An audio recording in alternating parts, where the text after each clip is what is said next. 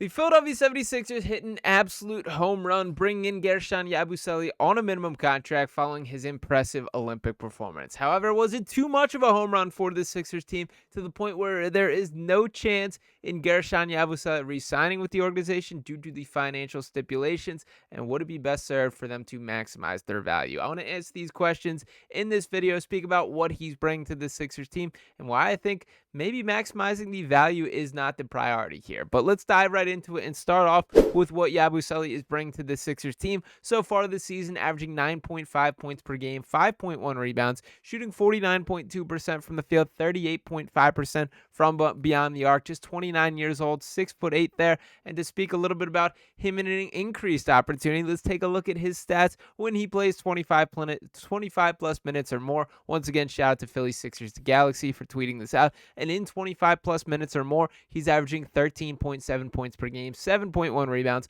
1.3 steals per game, also shooting 51.1% from the field, 38.7% from beyond the arc on 5.1 3-point attempts per game. Some real deal volume there. He has been everything that this Sixers team could have hoped he could have been and more. Now, I've been optimistic about Yabusele. I was really impressed with what we saw from him at the Olympics. I thought even watching as much of the French basketball as I did, as that did become a priority to me, getting a chance to see Wemby as often as I could, I think there's a real case to be made that Yabusele was the best player on that team, even with Wemby's unique talent. A lot of the French players have said that themselves. Now, he's been everything we could have hoped for and more, far above my expectations for what he's brought to the Sixers team, and that's sort of what brings us into this overall predicament. So to dive exactly into why that is the case, we did get this tweet from Barnard of PHLY Sports saying that seen some confusion about this, so just to clarify, Guerschon Yabusele will be an unrestricted free agent this summer. So he's currently on a minimum contract, and where this got complicated is when a player is drafted, that it comes with their standard contract and that there are team options on the end of it. For example, McCain right now, the final 2 seasons of his contract will be a team option. The Sixers decide whether or not we want to keep him on that or do you let him free. We've seen in every situation with this, and with Guerschon Yabusele specifically, the Boston Celtics decided, you know what, we're okay letting you rock, and no team gave him a chance. And that is what led to Guerschon going overseas and really rebuilding his reputation and finding his pathway as a player. So the Sixers brought him back on a veteran's minimum contract, now at 29 years old, 28 at the time of the signing, and that is where things get complicated here. That to lay this out specifically, the Philadelphia 76ers can pay Guerschon Yabusele just $5.69 million this offseason per Derek Barnard. Quote, Yabusele will be an unrestricted free agent this summer. The Sixers will not have bird rights on Yabusele. They would have to use an exception of the taxpayer mid-level. So this is where it gets complicated, and to kind of give, I guess, the dumbed down version of it is I think it's a better outlook to talk about free agency when you're just speaking about like slots that you can sign guys on rather than just this pool of money that you can distribute freely.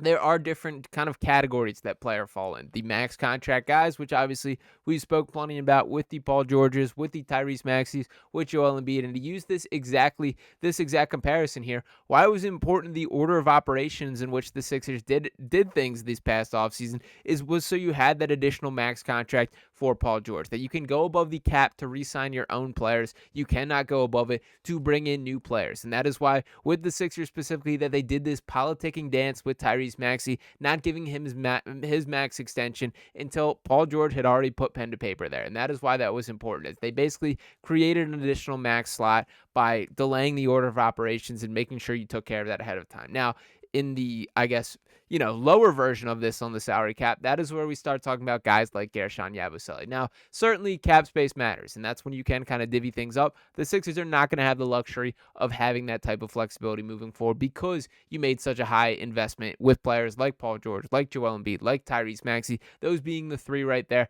that really do bog down the salary cap from that perspective. So why that becomes important is because you do need to maximize on the mid-level exception, the taxpayers exception. There's a ton of little slots that you can factor guys into, but that is the maximum of what they can offer Guerschon there, would be that $5.69 million. Now, looking around the state of the NBA with a skill set like Guerschon that is quite valuable, a player who can play the 5, can play the 4, is shooting it incredibly well from deep, has a little bit of playmaking instincts that he can take a guy off a dribble, create for others, has played some really solid defense for stretches, is willing to take charges. He's everything you want in a basketball player. there's going to be a team that offers more than that money for him. And for Guerschon specifically here, well, I think in general, it's a pretty universal opinion. The guys are here to get paid. They're here to make money. They're going to take the most they can possibly get. I think that's especially true in his case, that this was a dude who has spent the past couple seasons playing overseas, had to take money out of his own paycheck to even get free from Real Madrid in Spain or playing over there and, free up his contract so that he was available to be brought over. And then, paying out of his own pocket, this kind of was an investment move from Guerschon, that he would prove his worth at the NBA level on a minimum contract this deal, and then this offseason would be the cash out option. And I still think all those goals are still in sight with Guerschon, but what that unfortunately means is it kind of leaves the Sixers in the dust here. Now, to speak a little bit more about him, I did want to highlight two quotes here. For starters, I did want to pull this up from Guerschon himself, who was asked about the Philly home crowd after a win here, and he says, quote, "From the beginning, the fans have been super positive with me, pushing me every time I'm on the court. It's been perfect since I got here. They show me so much love." And I also thought this quote was really telling from Tyrese Maxey when asked about Guerschon, saying, quote, "Yabu's been a great dude. He's done so many different things. Played the 5, played the 4, started, came off the bench. He's done everything that coaches asked him to do. All that you can do is appreciate someone like that." And I do think that is the case, that I'm very appreciative of getting to watch Guerschon Yabusele play basketball. I'm very appreciative of everything that he's brought to the Sixers team right here. But what I think, when kind of, I guess, giving a little truth serum to Daryl Morey, is what is the priority here? Now,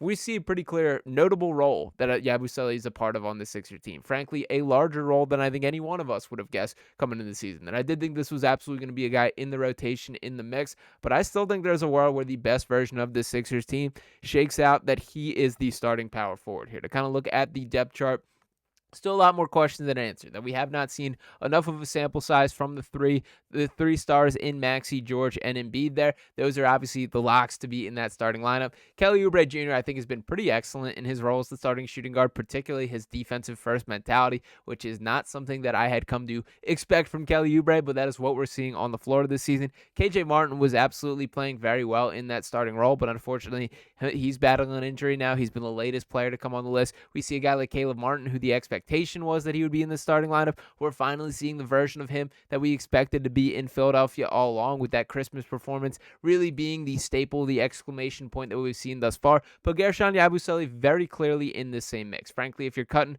like a top 7 for this Sixers team, Yabusele is absolutely in it. And that's where I would push back on this notion, that I know that Daryl Morey, in his eyes, is always all about maximizing the value that he has, getting the most for bang for his buck, the most value for a player.